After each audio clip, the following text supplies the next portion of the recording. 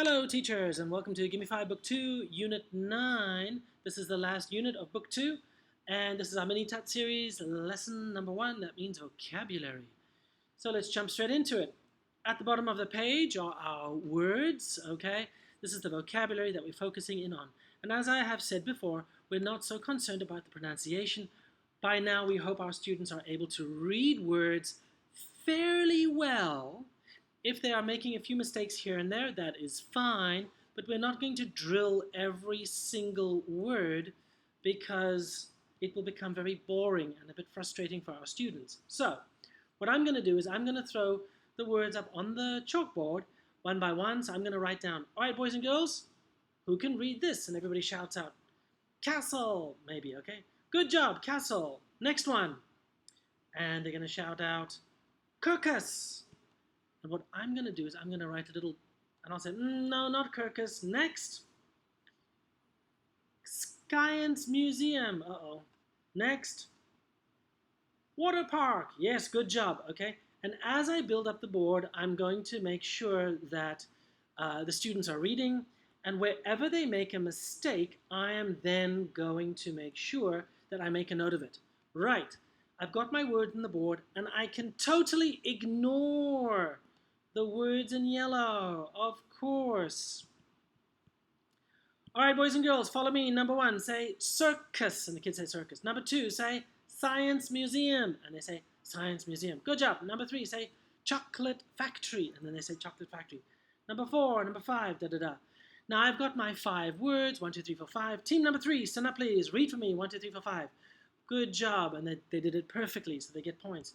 Team number 1, stand up please. 1, 2, 3. Uh-oh. Team number 4, stand up please. And they read 1, 2, 3, 4, 5. Good job. Team number 2, stand up please. 5, 4, 3, 2, 1. And then they read 5, 4, 3, 2, 1. Good job. You guys get 3.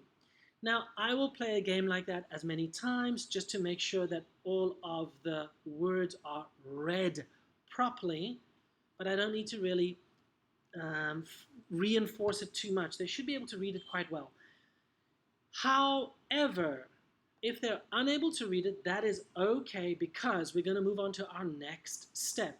And the next step is going to be to break it up into the syllables. Now we can have a few challenges, okay? 1, 2, 3, 4, 5. And I'm going to say, Sally, Sue, Sally, stand up. Sue, stand up. Sally and Sue, stand up, please. Read 1, 2, 3, 4, 5. And they go, castle, circus, science museum. Good job. You guys get points. Sit down, and then they sit down. All right. Bob and Billy, stand up, please. Bob and Billy, stand up. 5, 4, 3, 2, 1. And then Bob and Billy stand up. And then they have to read that. Good job. You guys get your points, and then they sit down. Now you can rotate that with as many students as you want to. Now I've only chosen 5 words. Why? Because we're going to move on to our next activity, and that is going to be a spelling game.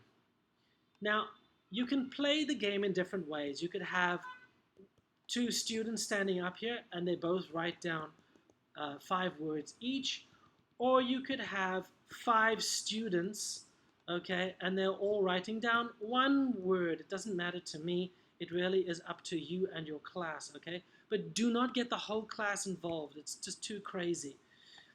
So, once you've helped the students understand the rules of the game, all right, boys and girls, what you're going to do is you're going to stand up, blah, blah, blah. You're going to write down the word over here, and you're going to get a point for your team. The kids are, okay, good, let's go. And go. Teacher reads out a word. The teacher reads out the next word, and then the next word, next word, next word. And what's going to happen, of course, is you're going to eventually have all of the words, of those 5 words, written down on the chalkboard. And of course, the students are under pressure. Now, the students are under pressure, as well as you as the teacher are going to grade them on their spelling as well as their handwriting. So if their handwriting is ugly, you can take away a point. If the spelling is incorrect, you can take away a point. But if the word is correct, for example, they will get plus 3 points. Okay? So give them the rules at the beginning of the game. Give them the rules at the beginning of the game, but that is the point. So for example, all right, boys and girls, let's take a look. Castle, is that okay? No. But it's but it's bad spelling, so it's -1, but it looks okay, so it's not -2. Bad spelling. Chocolate Factory, bling, bling, bling, +3. Chocolate Factory, it's incorrect, but the handwriting is okay, so it's only 1. You know what I mean? Science Museum, Science Museum, good job, 3. Circus, 3. Circus, no way. And it's crazy, the handwriting is ugly, it's not, minus another 1. Water Park, it's beautiful, you get 3. Water Park, okay, +3. Now you're going to tally up all of the points. 3, that's 6, da, da, da. Okay, so they only get +3. That is now 3, 6, 9, -2, that is now +7. And you'll give them points over here. You guys get 7, 1, 2, 3, 4, 5, 6, 7, 1, 2, 3, 4, 5, 6, 7, and you guys get a total of, only 3. Wow, that's terrible. 1, 2, 3, 1, 2, 3. Okay, that's how you play the game. Okay, so now you've got those 5 words we've played around with. We've broken them up into their syllables. Now you'll move on to the next 5 words. Okay, get that out the way. And then you get the next 5 kids or whatever it might be. You can have, as I've said before, you can have only 2 kids going over it. It really is up to you. Boom, then they're going to write down the words on the board again like this. And you could have another student standing over here, and that student could then read the word. That student then sits down, and then you get another student coming up. So in terms of just, like speed or whatever, it really is up to you. Get another student, and they can read as many or as few words as you want them to. Okay. Now that you've got those words on the board and you've given them their grades, what we're going to do is we're going to now push them to memorize. Boys and girls, I'm going to give you 1 minute. Take a look at all the words at the top, on the top line. The kids are going to go, huh? What? What do you mean 1 minute? Boys and girls, 1 minute. 30 seconds, 10 seconds, 5, 4, 3, 2, 1. Uh-oh. And now they start to get a little bit worried. All right, boys and girls, second line. I'm going to give you 1 minute to memorize. And they're going to go, F-U-N-F-A-I-R, Funfair, Chocolate Factory, C-H-O-C. 5, 4, 3, 2, 1. Uh-oh. All right, boys and girls, last minute. Okay, so you can see what we're doing. We're pushing our students to memorize these words. Boom, now it's gone. All right, boys and girls, now I'm going to give everybody a piece of paper. And so you give them a piece of paper. So then you read out, your selected words, 1, 2, 3, whatever it is, 1, 2, 3, 4, 5, 6, 7, 8, 9, 10, blah, blah, blah. And as you can see, I've got the students to write their name and their table. Then you can get the student to swap their piece of paper with one another, and then you can just simply go over the spelling, okay? That is one way of doing it.